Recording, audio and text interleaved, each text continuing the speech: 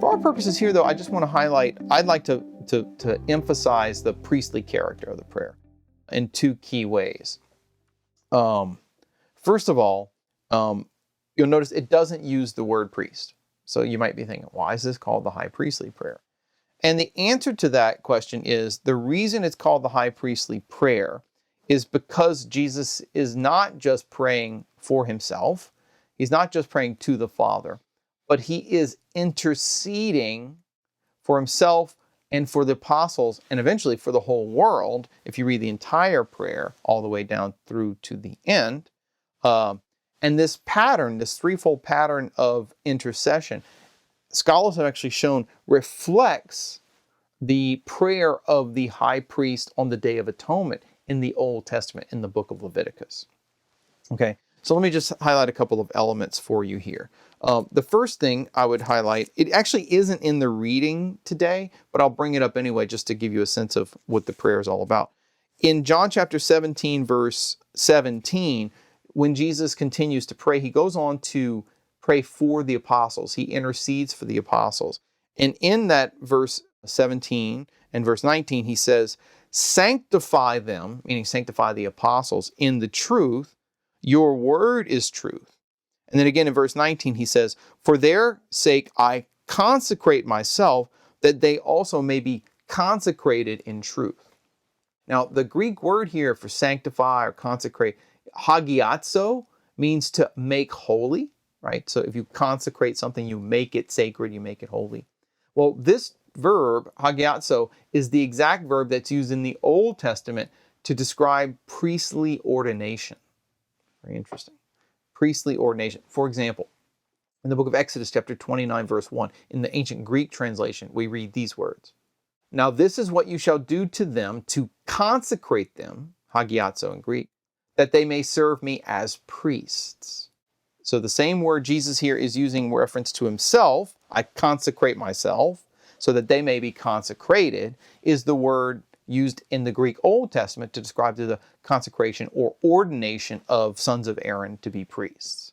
So those verses which aren't in the reading for today is one of the foundations for why this prayer is called the high priestly prayer of Jesus. He's speaking of himself as one who has been consecrated, or you could actually translate it almost as ordained, right? Made holy, set apart as a priest, and of his disciples as those who have been consecrated or made priests in the truth.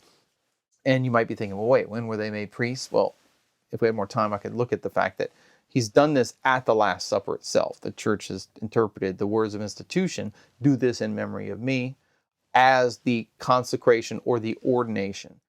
The moment when Jesus consecrates the apostles to be the priests of the new covenant, to offer the sacrifice of the new covenant. So we see echoes of that here as well.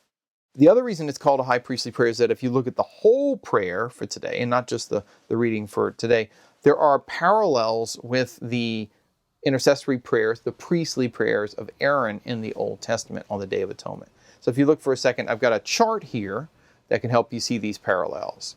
So if you look in the Old Testament on the Day of Atonement in the book of Leviticus, chapter 16, it says that the high priest on the Day of Atonement sacrifices, quote, for himself. And if you look at the New Testament, the prayer of Jesus in John 17, Jesus explicitly prays, he begins by praying for himself in verses 1 and 5. Second, in the Old Testament, if you go back to the Day of Atonement, the high priest doesn't just sacrifice for himself, he also sacrifices for his house, meaning his family, so the Aaronic family, in Leviticus 16, 11, and 17. He offers an intercessory prayer and sacrifice for his house. Same thing's true if you look at the New Testament, the high priestly prayer.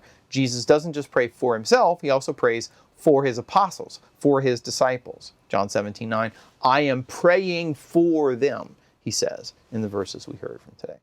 And then finally, in the Old Testament, the high priest doesn't just pray for himself and for his house, for his priestly sons. He also prays for the people of Israel. He prays for the whole assembly in verse 17. He prays and sacrifices for the assembly.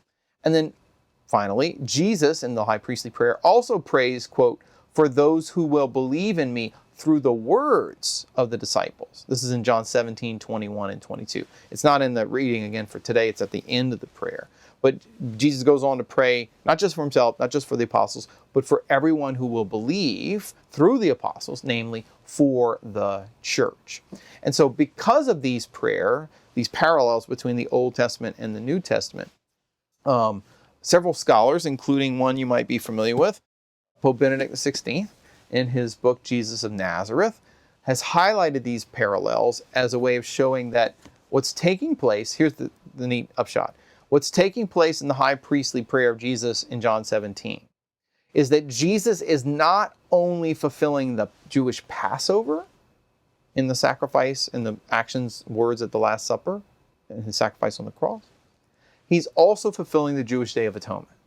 So he's gathering up both the feast of Passover into his passion, death, and resurrection through the words and the Passover at the Last Supper. And he's gathering up the kind of prayer and sacrifice and intercession that you see from the Jewish Day of Atonement into his Paschal mystery as well. So he's almost like he's taking each thread of the Old Testament. All the different feasts of the Old Testament are being fulfilled in Christ, in his passion, his death, his resurrection, and his ascension.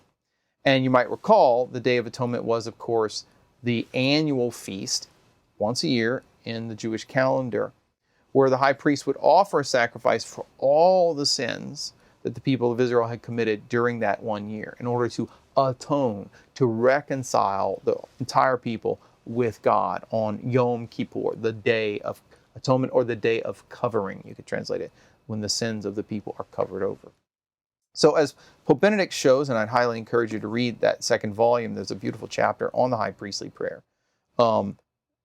By means of this prayer, Jesus is, in a sense, fulfilling another aspect of the law and the prophets, the Old Testament, and the Day of Atonement. And you don't just have to read Benedict too. If you'd like, I have a course called The Bible and the Mass. It's a full class where I take you through how Jesus doesn't just fulfill Passover or the Day of Atonement, but how he, through his words and his actions, fulfills all 7 of the major festivals of the Old Testament liturgical calendar. Passover, Pentecost, Day of Atonement, the Feast of Tabernacles, the Feast of Trumpets, all those liturgies of the Old Testament are fulfilled in the Paschal mystery of Jesus Christ. So you might check that out if you want to go into more depth, because it's really powerful and it's really beautiful. All right. So for our purposes here, though, we're going to go back to the first reading for today and bring our study of the high priestly prayer to a close by looking at the other readings